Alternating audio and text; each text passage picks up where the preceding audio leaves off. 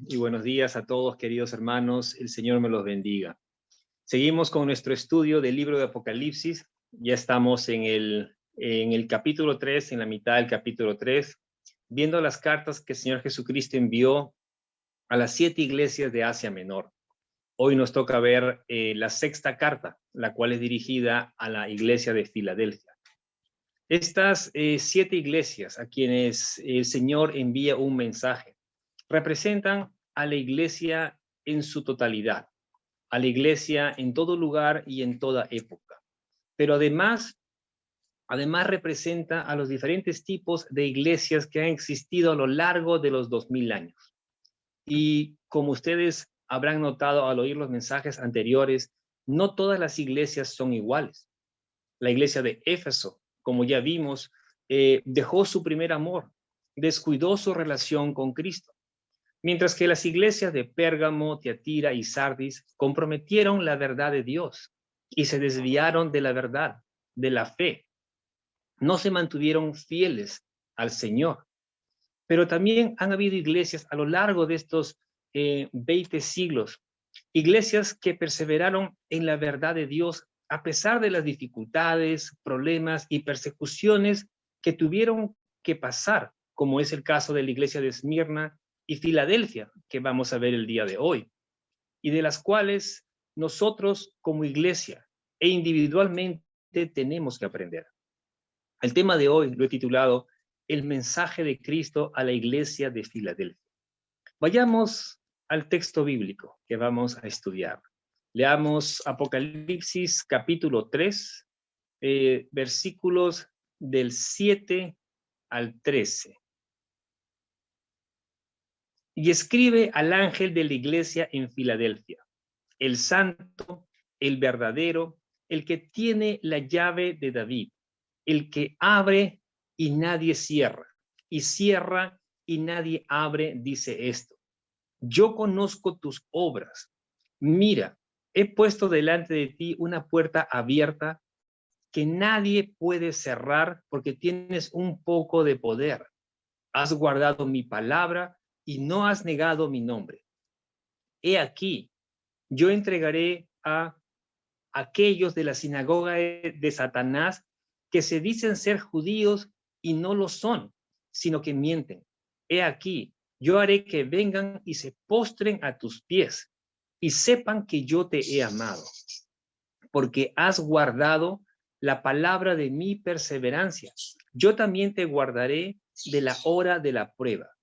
Esa hora que está por venir sobre todo el mundo para poner a prueba a los que habitan sobre la tierra. Vengo pronto, retén firme lo que tienes para que nadie tome tu corona. Al vencedor le haré una columna en el templo de mi Dios y nunca más saldrá de allí. Escribiré sobre él el nombre de mi Dios y el nombre de la ciudad de mi Dios, la nueva Jerusalén, que desciende del cielo de mi Dios, y mi nombre nuevo. El que tiene oído, oiga lo que el Espíritu dice a las iglesias. Oremos. Bendito Padre, Dios Todopoderoso, Creador del cielo y de la tierra, te damos gracias, Señor, por este momento que tú nos das en el que podemos meditar en tu palabra. Te pedimos, Señor, que seas tú abriendo nuestro entendimiento, Señor, y preparando nuestros corazones, Señor, para poder recibir tu santa y bendita palabra. Señor, sé tú hablándonos a través de esta carta, Señor, a la iglesia de Filadelfia. Te damos gracias, bendito Señor, porque a través de tu palabra, Señor, tú nos exhortas, tú nos animas, tú nos consuelas, tú nos fortaleces, Señor. Te pedimos, amado Padre, que seas tú obrando en nuestras vidas, Señor, que seas tú limpiándonos y transformándonos cada vez más, Señor. Te pido que me des gracia y claridad al momento de predicar tu palabra, Señor. Me pongo en tus manos. En el nombre de Cristo Jesús, nuestro Señor y Salvador. Amén y amén. Antes de entrar de lleno al estudio, quisiera que veamos un poquito acerca de esta ciudad, acerca de la ciudad de Filadelfia y de la iglesia que se encontraba en esta ciudad. allí tenemos el mapa que hemos estado viendo cada semana, y allí está la ciudad de Filadelfia, en el mapa de arriba. En la parte de abajo, vemos el mapa del reino de Pérgamo. Esto es en el siglo II antes de Cristo. Y les menciono acerca de este reino porque la ciudad de Filadelfia fue fundada por el rey de Pérgamo, Atalo II, en el año 140 antes de Cristo. A este rey se le dio el apelativo o el calificativo de Filadelfus, que significa amor fraternal. Se dice que Atalo II, ahí tenemos una foto o la foto de la estatua de este rey. Se dice que este rey, Atalo II, tenía mucho amor por su hermano, Eumenes, por lo que llamó a esta ciudad Filadelfia. Como ya dije, significa amor fraternal, amor de hermanos.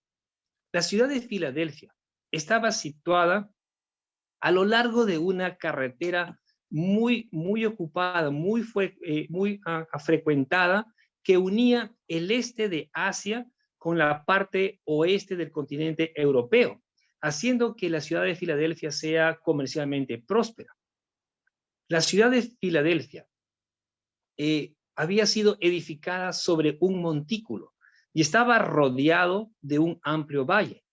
También sabemos que esta zona era un área volcánica o una zona volcánica, y se le conocía a este lugar como la tierra quemada. Las cenizas volcánicas que habían caído sobre ella, sobre este territorio, sobre esta área, convirtieron su suelo en un lugar sumamente fértil. Pero debido a que era una zona volcánica, esto también produjo de que haya temblores frecuentes. Temblores tal vez no de mucha intensidad, pero la tierra temblaba frecuentemente. Pero en el año 17 después de Cristo se produjo un terremoto muy fuerte que destruyó toda la ciudad, devastó la ciudad de Filadelfia. Pero no solamente devastó la ciudad de Filadelfia, sino que también provocó grandes daños a la ciudad de Sardis, que está como unos 50 kilómetros arriba de Filadelfia, y otras 10 ciudades. Pero estos movimientos sísmicos no pararon, sino que continuaron de forma intermitente después de este gran terremoto. Y eso provocó que mucha gente que vivía en la ciudad de Filadelfia salga de la ciudad y se vaya a vivir a los alrededores, en los campos alrededor de la ciudad. El emperador romano Tiberio, que era quien gobernaba en ese momento, al ver la devastación que había sufrido la ciudad de Filadelfia, envió una gran ayuda, envió mucho dinero para que la ciudad pueda ser reconstruida. Y como muestra de gratitud de parte de los pobladores de Filadelfia, ellos le cambian el nombre a su ciudad y la van a llamar Neo Cesarea, en honor al emperador romano. Y años más tarde van a construir un templo en su ciudad para poder adorar al César.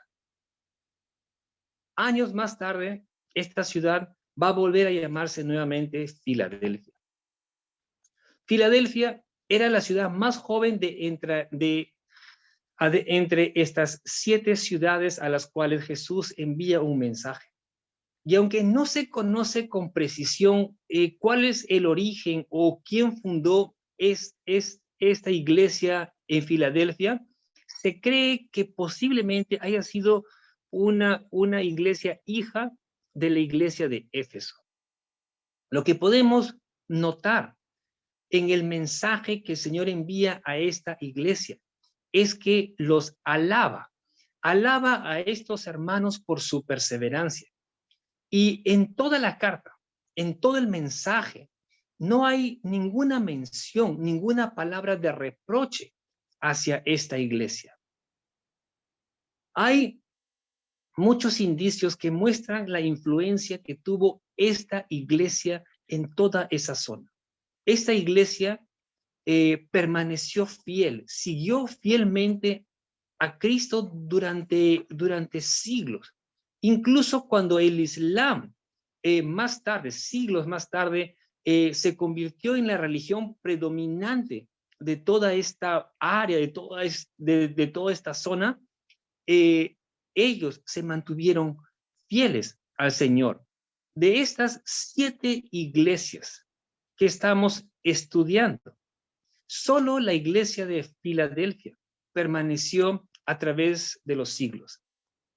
Hasta principios del siglo XX se sabía que había 5 iglesias cristianas en esa zona, en la zona donde había estado la iglesia de Filadelfia. A pesar que los cristianos son perseguidos y maltratados en Turquía. En el versículo 7, el Señor se va a presentar, se identifica ante esta iglesia con los siguientes títulos: el santo, el verdadero, el que tiene la llave de David, el que abre y nadie cierra, el que cierra y nadie abre. Cada uno de estos títulos presenta a Jesús como el verdadero Mesías. El santo y verdadero son títulos relacionados con Dios mismo. El Señor mismo va a decir en Oseas 11:9, porque yo soy Dios y no hombre, el santo en medio de ti. Y en Isaías 6:3 vemos que los serafines proclaman a grandes voces la grandeza y santidad de Dios, diciendo: santo, santo, santo es el Señor de los ejércitos, llena está toda la tierra de su gloria. A Jesucristo vemos que también se le llama el santo, porque Él es Dios, Dios encarnado, Dios hecho hombre. En Lucas capítulo 1, versículo 35, el ángel le dice a María: el Espíritu Santo vendrá sobre ti y el poder del Altísimo te cubrirá con su sombra. Por eso, el santo niño que nacerá será llamado Hijo de Dios. Y vemos en los evangelios que incluso los demonios reconocen que Jesús es el santo de Dios. En Lucas capítulo 4, versículo 34, los demonios que estaban dentro de un hombre endemoniado le dicen a Jesús: déjanos. ¿Qué tenemos que ver contigo, Jesús de Nazaret? ¿Has venido a destruirnos? Yo sé quién eres, el santo de Dios. Fíjense que los demonios le dicen al mismo Señor Jesús: sabemos quién eres, el santo de Dios. Pero así como Jesús es el santo, Él también es el verdadero. Él es la verdadera luz que vino al mundo y alumbra a todo hombre, dice la palabra en Juan 1:9. Él, Jesús, también es el verdadero pan de vida, Juan 6:32. La palabra verdadero quiere decir genuino, y es que Jesús es veraz, Él es genuino, Él es el verdadero. Él nunca falta a su palabra. Él cumple todo lo que ha prometido. El Señor es digno de toda confianza. Pero Jesús no solo es la verdad, sino que también es el verdadero Dios y la vida eterna, dice 1 de Juan 5:20. Pero además de todo eso, Él es quien tiene la llave de David. Y estas palabras son una referencia directa a su linaje mesiánico. La llave de David es una cita que proviene del Antiguo Testamento, que proviene de Isaías capítulo 22, versículo 22, que dice: entonces pondré la llave de la casa de David sobre su hombro. Cuando Él abra, nadie cerrará. Cuando Él cierre, nadie abrirá. Ahora, tenemos que ver que estas palabras en el Antiguo Testamento fueron dirigidas a un hombre llamado Eliaquim, que era un mayordomo fiel del rey Ezequías. Eliaquim era de la descendencia de la casa de David. Eliaquim recibió los distintivos o emblemas reales de autoridad. Eliaquim llegó a ser rey de Judá. Sabemos que todos los reyes del reino de Judá eran de la casa de David. A Eliaquim se le dio una túnica con un fajín, con un fajo, con una banda, y además se le dio la llave de la dinastía de la casa de David. Esta llave simboliza autoridad. Y vemos en el pasaje que estamos estudiando que el Señor Jesucristo se presenta. Él es quien tiene la llave de David. Él es quien ejerce toda la autoridad. El Señor es quien gobierna en forma absoluta en el cielo y en la tierra, porque lo que Él abre, nadie lo puede cerrar, y lo que Él cierra, nadie lo puede abrir. En otras palabras, podríamos decir que lo que Dios levanta, lo que Dios construye, nadie lo puede deshacer. Y lo que Dios deshace, nadie lo puede volver a levantar. El Señor le va a decir a los hermanos de esta iglesia, de la iglesia de Filadelfia: yo conozco tus obras. Mira, he puesto delante de ti una puerta abierta que nadie puede cerrar, porque tienes un poco de poder, has guardado mi palabra y no has negado mi nombre. Al igual que a las demás iglesias, las obras de esta iglesia eran conocidas por el Señor. Y Jesús les va a decir: mira, en otras palabras, pon atención, he puesto delante de ti una puerta abierta. Literalmente, el he puesto podría traducirse como yo he dado o yo te he dado. Y lo que Cristo les estaba diciendo es: yo les he dado una puerta abierta que nadie puede cerrar. En otras palabras, les he dado una oportunidad, les he abierto una oportunidad para predicar el evangelio, a pesar que los enemigos se opongan o intenten impedir que lo hagan. Y cuando Dios abre una puerta, queridos hermanos, los enemigos se levantan. Es algo espiritual. Y por eso el Señor les dice no se preocupen, no se asusten. Nadie podrá cerrar la puerta que yo abriré delante de ustedes.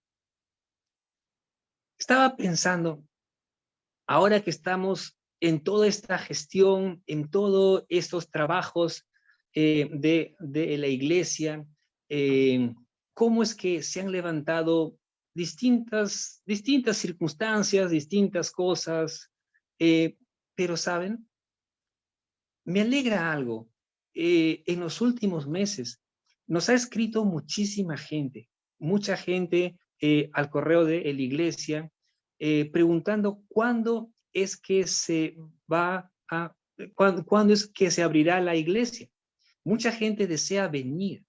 Y eso es algo en realidad bueno, algo de que digo: Señor, gracias, porque aunque estamos de manera virtual, la gente, me imagino, que está escuchando los mensajes y desean venir.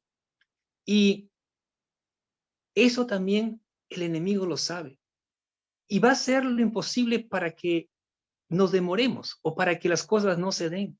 Pero es el Señor quien abre puertas. Y es el Señor quien va a permitir que la iglesia se abra y que podamos compartir y predicar su palabra para que más gente pueda salvarse. Un ejemplo de cuando una puerta se abre, lo vemos cuando Pablo y Bernabé informan a la iglesia de Antioquía cómo Dios había abierto la puerta de la fe a los gentiles. Hechos 14:27. Dios es quien abre las puertas para que la gente pueda entrar a su presencia, para que puedan venir a su reino, para que puedan ser salvos, para que puedan escuchar su palabra. En 1 Corintios 16:9, Pablo dice lo siguiente: porque se me ha abierto una puerta grande para el servicio eficaz y hay muchos adversarios. Fíjense, esto es lo que les estaba diciendo, hermanos. Dios le abrió una puerta grande a Pablo para compartir el evangelio, pero él dice, pero hay muchos adversarios. Y también en Colosenses 4:3, Pablo dice, orando al mismo tiempo también por nosotros, para que Dios nos abra una puerta para la palabra, a fin de dar a conocer el misterio de Cristo, por el cual también he sido encarcelado. Nosotros muchas veces como cristianos le decimos, Señor, permítenos poder entrar en este trabajo, Señor, ábrenos puertas. Y el Señor lo hace, lo puede hacer, pero siempre hay una finalidad, siempre hay un propósito. Cuando Dios abre una puerta es para que uno pueda hacer luz en ese lugar, para que tú puedas compartir su mensaje, para que a través de tu vida, a través de tu testimonio, ellos puedan venir a Cristo. Dios abre puertas y nosotros tenemos que aprovechar esas oportunidades que el Señor nos da. Jesús le dice a esta iglesia, yo sé que tienes poca fuerza. Al oír eso, uno podría pensar que es una crítica, que el Señor los estaba criticando por algo, pero en realidad no es así. El Señor les dice que tenían poca fuerza. Cuando les dice que tenían poca fuerza, se refiere a que eran pocos en cantidad. La iglesia de Filadelfia no era una iglesia grande, era una iglesia pequeña. Tenían pocos santos, pocos creyentes dentro de la iglesia, pero era una iglesia fiel. Sus miembros eran fieles, a pesar de ser pocos. Pero ante los ojos de los judíos que vivían en Filadelfia, los cristianos no eran nada, eran insignificantes, no representaban ninguna influencia en la ciudad, no tenían ningún poder económico ni ningún poder político, pero a pesar de ser minimizados por los pobladores de esta ciudad, y a pesar de sufrir opresión por ser cristianos, ellos guardaron la palabra de Dios. Ellos mostraron lealtad, obediencia y perseverancia a la palabra de Dios. Y además, dice el texto que no negaron el nombre de Jesús. Es posible que los creyentes de la iglesia de Filadelfia hayan sido amenazados como muchos creyentes de las otras iglesias. Puede que hayan sido forzados a negar su fe, como también leímos en las otras cartas que sucedía con los demás creyentes. Pero los de Filadelfia no lo hicieron, a pesar de la opresión que estaban enfrentando. ¿Y saben algo, queridos hermanos? Cuando todo está bien en nuestra vida, cuando las cosas están marchando bien, es fácil decir que confiamos en el Señor. Pero, ¿qué sucede cuando las cosas se ponen difíciles? Cuando nos hallamos en peligro, en necesidad o bajo presión. ¿Podríamos decir lo mismo? Muchos seguramente dirán, sí, estoy dispuesto a todo por el Señor. ¿Alguien dijo algo así? ¿Recuerdan? Pedro. El apóstol Pedro, estando bajo presión, negó al Señor. Él amaba al Señor, pero ante todo lo que estaba pasando, él negó al Señor, negó que lo conocía. Y no una vez, 3 veces. Y unas cuantas horas antes, Pedro le había dicho al Señor que nunca lo negaría, que estaba dispuesto a dar todo por él. Dijo, estoy dispuesto a ir contigo tanto a la cárcel como a la muerte. Y ya sabemos lo que pasó. Cuando las cosas se ponen difíciles, es cuando nuestra fe es probada. Es en esos momentos cuando realmente mostramos si somos fieles o no al Señor. Y por eso debemos orar mucho. Debemos pedirle al Señor que nos dé fuerzas. Él es quien nos fortalece para poder soportar las cosas. Nosotros, por nuestras propias fuerzas, no podemos. No podemos muchas veces salir de donde nos encontramos o de lo que estamos pasando.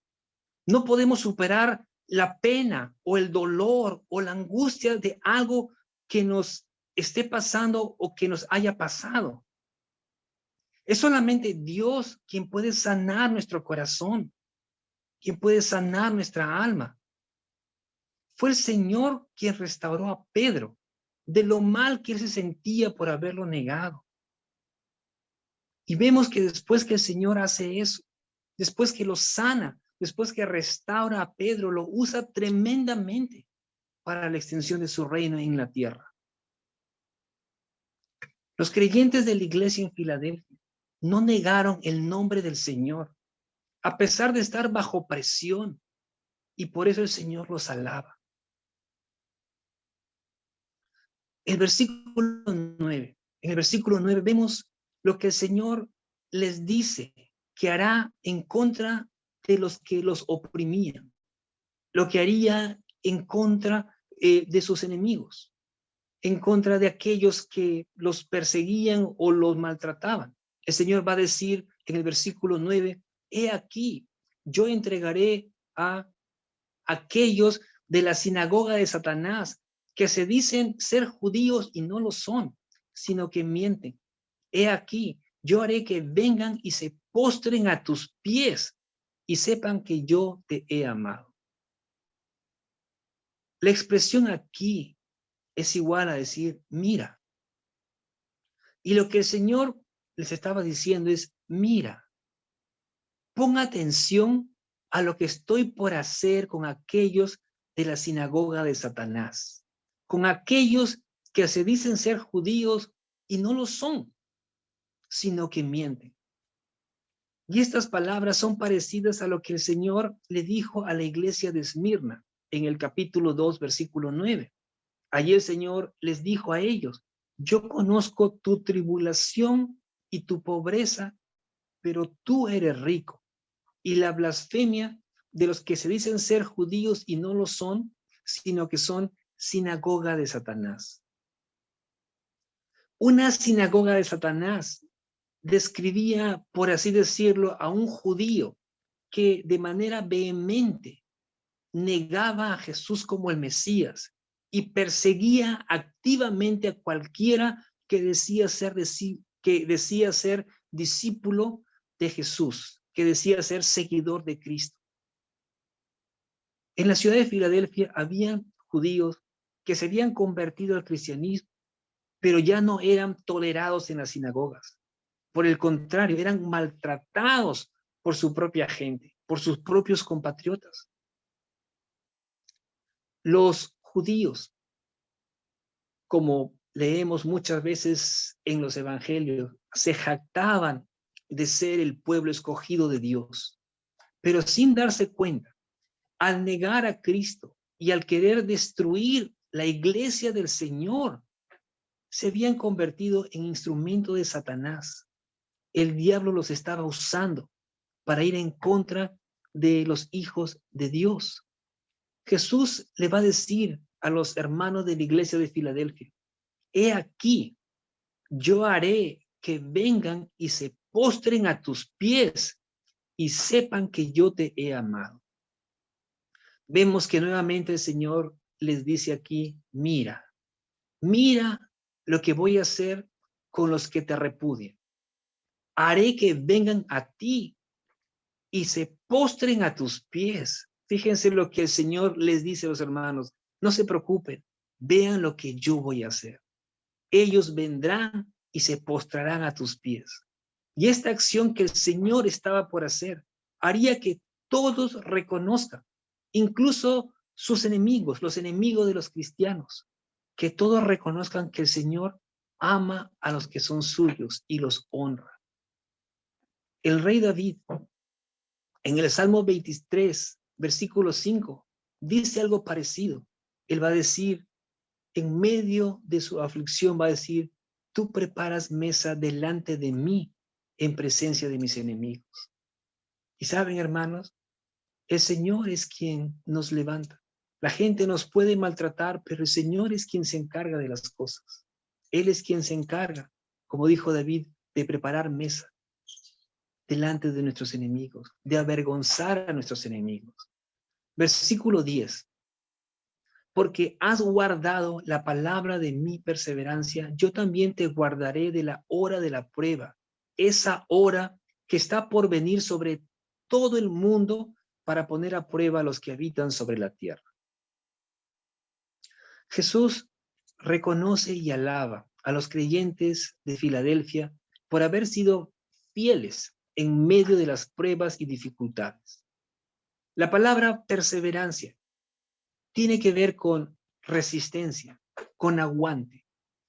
Un creyente que persevera en medio de las pruebas, que persevera, que guarda la palabra del Señor, es alguien que no claudica, que no se rinde cuando está en medio del fuego de la prueba. Y el Señor les hace una promesa a todos los que perseveran, a todos los que guardan su palabra. Y esa promesa es que el Señor mismo los guardará de la hora de la prueba que ha de venir sobre el mundo entero. La expresión mundo aquí se refiere a toda la tierra habitada, es decir, a todos los hombres que estén morando en la tierra en aquel tiempo en el que llegue esa gran prueba sobre todo el mundo. La palabra hora no se limita a 60 minutos, sino que denota más bien un periodo de tiempo. Y la hora de la prueba se trata de un tiempo de prueba muy duro, de un tiempo de sufrimiento muy fuerte que vendrá sobre todo el mundo antes del retorno de Cristo a la tierra por segunda vez. Pero fíjense en lo que el Señor le promete a su pueblo. El Señor promete que Él guardará a su pueblo de la hora de la prueba. Esa hora de prueba se refiere a la ira de Dios que descenderá sobre todo el mundo, sobre todos los que estén morando en la tierra, sobre los incrédulos y rebeldes. Esta hora de prueba no incluye a los creyentes, ya que ellos serán guardados de la hora de la prueba. Eso es lo que la palabra dice. Y es muy posible que para ese tiempo la iglesia ya no esté en la tierra. Seguramente la iglesia ya habrá sido arrebatada al cielo. El Señor les promete a los creyentes de la iglesia de Filadelfia guardarlos de la hora de la prueba, la cual por extensión representa a la iglesia universal.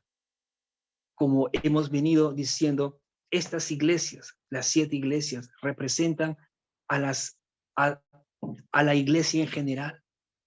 Además, el texto menciona que esta prueba vendrá sobre todo el mundo, no solamente sobre esta ciudad, no solamente sobre Filadelfia. Ya vimos que ellos estaban pasando por dificultades, pero aquí está hablando de la hora de la prueba que vendrá sobre todo el mundo.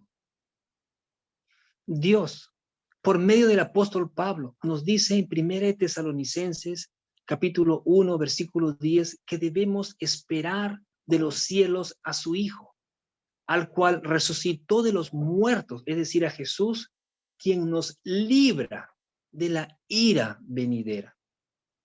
Y la palabra también nos dice que Dios no nos ha puesto para ira, sino para alcanzar salvación por medio de nuestro Señor Jesucristo. 1 Tesalonicenses 5:9. Los creyentes hemos sido llamados a esperar a Cristo, quien vendrá de los cielos a recoger a los suyos y librarnos de la ira venidera que vendrá sobre todo el mundo. Versículo 11, Apocalipsis 3:11. He aquí, yo vengo pronto, dice el Señor, retén firme lo que tienes para que nadie tome tu corona. Yo vengo pronto, no es una amenaza de juicio, sino que aquí se refiere a una promesa, a la promesa de su segunda venida. La frase yo vengo pronto es un recordatorio de que debemos estar siempre listos y preparados para su venida, listos y atentos a su venida. No hay nada que deba cumplirse para que la iglesia sea llevada al cielo. A la iglesia simplemente se le manda que esté lista, preparada, esperando la inminente venida del Señor por su iglesia. Vengo pronto. Aférrate a lo que tienes, de modo que nadie tome tu corona, le dice el Señor a los hermanos de Filadelfia. Y fíjense que a los hermanos de la iglesia en Tiatira, el Señor también les dice algo parecido. Pero lo que tenéis, retenedlo hasta que yo venga. El Señor exhorta a los hermanos de Filadelfia a que guarden sus posesiones espirituales. Y así como el Señor le promete a la iglesia, a la iglesia en Esmirna, la corona de la vida, en el capítulo 2, versículo 10, aquí, a esta iglesia, podemos ver que los creyentes de Filadelfia ya poseían dicha corona. Lo que ellos tenían que hacer es cuidarla para que nadie se las arrebate.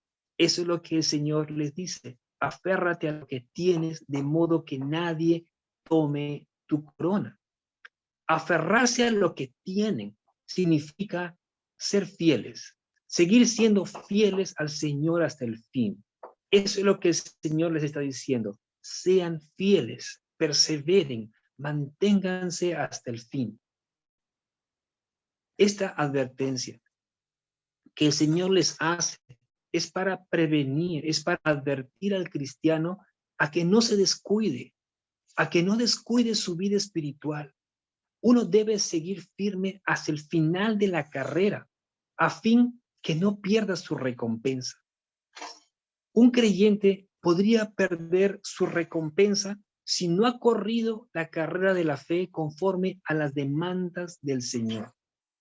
Uno podría decir, al escuchar esto, ¿cómo es eso? ¿Qué podría pasar si uno no corre conforme a las demandas del Señor? Lo que debemos entender es que cuando menciona la corona, se está refiriendo a la recompensa. La corona, en otras palabras, es la recompensa que uno va a recibir de parte del Señor cuando estemos con Él. Esa recompensa podría pasar a manos de otro que ha corrido bien la carrera de la fe, mientras que uno no lo ha hecho. Fíjense lo que dice 2 de Juan 1:8. 2 de Juan 1:8. Tened cuidado para que no perdáis lo que habéis logrado, sino que recibáis abundante recompensa. No estoy hablando aquí de la salvación, sino de las recompensas que el Señor nos dará cuando estemos con Él en el cielo. Recuerda que nada de lo que hagamos para el Señor es en vano. Nada de lo que hagamos para el Señor es en vano. Y Mateo 10:42 nos dice que cualquiera que como discípulo dé de beber, aunque sea un vaso de agua fría, a uno de estos pequeños, a un hermano, en verdad os digo que no perderá su recompensa. Fíjense que aún las cosas más chiquitas que uno haga por alguien, el Señor ve y el Señor recompensa. Nada de lo que hagamos para el Señor es en vano, queridos hermanos. Y si bien es cierto que nosotros somos salvos por la fe, al creer en Cristo, al arrepentirnos, de nuestros pecados. Pero mientras que estemos aquí, nosotros debemos de servir al Señor. Debemos ser fieles en lo que el Señor nos ha mandado. Y conforme a lo que nosotros hemos hecho, vamos a ser recompensados en el cielo. Y a eso se refiere la corona, a la recompensa que recibiremos el día que estemos delante de la presencia del Señor en el cielo. Así que esforcémonos, porque nada de lo que hagamos para el Señor es en vano, queridos hermanos. Versículo 12, Apocalipsis 3:12. Al vencedor le haré una columna en el templo de mi Dios, y nunca más saldrá de allí. Escribiré sobre él el nombre de mi Dios y el nombre de la ciudad de mi Dios, la nueva Jerusalén que desciende del cielo de mi Dios, y mi nombre nuevo. Como en las cartas anteriores, aquí también hay recompensas que el Señor otorga a los vencedores. La primera promesa que el Señor le dará al vencedor es que lo hará columna en el templo de Dios y nunca más saldrá de allí. El término columna tiene un significado simbólico. La iglesia de Cristo, que somos todos nosotros, todos los creyentes venimos a ser la iglesia de Cristo. Dice la palabra en 1 de Timoteo 3:15, que nosotros, los creyentes, la iglesia de Cristo, venimos a ser columna y baluarte de la verdad. De la misma manera, en Gálatas 2:9, el texto dice que a Jacobo, Pedro y Juan se los consideraba columnas en la iglesia. Una columna es algo que permanece. Una columna no puede ser quitada de su lugar o el edificio se derrumbaría. Es así como el Señor nos ve. Nosotros seremos columnas en su templo. Jesús dice que los vencedores serán hechos columnas en el templo de Dios y que jamás saldrán de la presencia de Él. Jamás saldrán de la presencia de Dios. Y esa cláusula, jamás saldrán de allí, para los ciudadanos de Filadelfia era algo muy significativo. Y era porque debido a que ellos pasaban o sufrían frecuentes terremotos y temblores, muchos de ellos preferían vivir fuera de la ciudad, en el campo. Vivían temerosos de lo que pudiese pasar, de los desastres naturales. Pero nosotros, los cristianos, podemos vivir seguros porque tenemos nuestra confianza en el Señor y la seguridad que moraremos por siempre en la presencia de Dios. El Señor Jesucristo, en otra de las promesas que Él hace, Él dice que pondrá el nombre de Dios en el cristiano. Apocalipsis 14:1 dice que los nombres del Cordero, que es el Señor Jesucristo, que los nombres del Cordero y del Padre están escritos en la frente de los santos. Y Apocalipsis 22:4 dice, ellos, refiriéndose a los cristianos, a los vencedores, ellos verán su rostro y su nombre estará en sus frentes. El nombre de Dios estará en sus frentes. Y aquí, hermanos, tenemos que notar algo. Mientras que los santos, los creyentes, recibiremos los nombres de Dios y del Cordero, los incrédulos también van a recibir un nombre. Los incrédulos van a recibir el nombre y el número de la bestia. Y eso lo veremos cuando lleguemos al capítulo 13. Fíjense, los creyentes recibiremos el nombre de Dios y del Cordero en nuestra frente, mientras que los incrédulos recibirán el nombre y el número de la bestia. Pero además de eso, los vencedores también también llevarán sobre ellos el nombre de la ciudad de Dios, la Nueva Jerusalén. La Nueva Jerusalén es el calificativo dado al lugar donde Dios morará con su pueblo. Apocalipsis capítulo 21, versículos 2 y 3. También acerca de la Nueva Jerusalén lo vamos a tratar en detalle cuando lleguemos a los capítulos siguientes. Pero el tener el nombre de Dios, porque vamos a tener el nombre de Dios y del Cordero, el tener el nombre de Dios equivale a ser de Él, de Dios. Somos suyos, le pertenecemos a Dios, al Todopoderoso. Y el tener el nombre de la ciudad de Dios, la Nueva Jerusalén, significa que somos ciudadanos de ella. El apóstol Pablo en Filipenses 3:20 dice que nuestra ciudadanía está en los cielos. Esa es nuestra casa, queridos hermanos. Allí es a donde nos dirigimos todos aquellos que hemos creído en Cristo. Por eso no debemos afligirnos si el Señor decide llevarnos a su presencia. Al morir los cristianos, y hablando físicamente, al morir los cristianos, solo cambiamos de dirección. Nosotros sabemos en realidad que no morimos, tenemos vida eterna.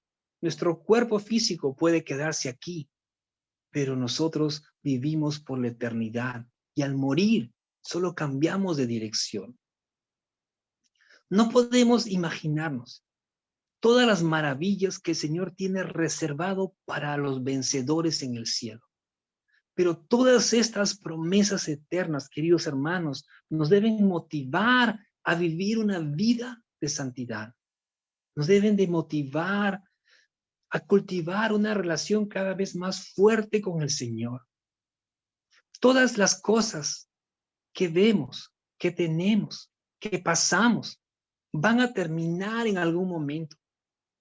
Tus problemas, tus angustias, tu dolor, tu pena, tus necesidades, etcétera, todo va a terminar, va a acabar. Pero lo que Dios tiene reservado para ti y para mí en los cielos, eso no va a acabar. Así que mantente fiel al Señor hasta el fin, querido hermano. Mantente fiel hasta el fin, querida hermana. El que tiene oído, oiga lo que el Espíritu dice a las iglesias. Amén. Oremos. Amado Padre, Dios Todopoderoso, te damos gracias, Señor, por tu palabra. Gracias por esta iglesia, Señor, que tú guardaste.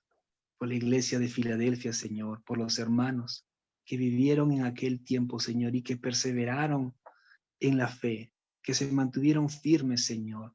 Y vemos que es la única iglesia, Señor, que se mantuvo a través de los siglos, Señor. Nosotros, Señor, como iglesia local, también queremos mantenernos firmes, Señor. Queremos permanecer, amado Padre, por el tiempo, Señor, que tú permitas, por todo el tiempo, Señor, que todavía estemos aquí en la tierra, amado Padre. Tal vez nosotros vamos a pasar, pero vienen detrás de nosotros, Señor, muchos más, nuestros hijos, nuestros hermanos menores. Te pido, Señor, que seas tú guardándonos, amado Padre, que podamos poner nuestra confianza en ti, nuestra esperanza en ti, Señor. Podemos estar pasando tiempos difíciles en este momento y quizás se pongan más difíciles, Señor. Quizás todas estas cosas, Señor, son el preludio a las cosas que han de venir.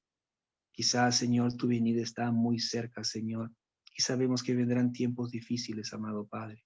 Ayúdanos a mantenernos fieles y firmes en ti, amado Señor. Sé tú ayudándonos, Señor. Sé tú abriéndonos puertas, Señor, para compartir tu palabra. Quita todo obstáculo, Señor, que se quiera levantar, Señor. Permítenos, amado Padre, poder seguir sirviéndote fielmente. Te damos gracias por todo, bendito Padre, en el nombre de Cristo Jesús, nuestro Señor y Salvador. Oramos. Amén y amén.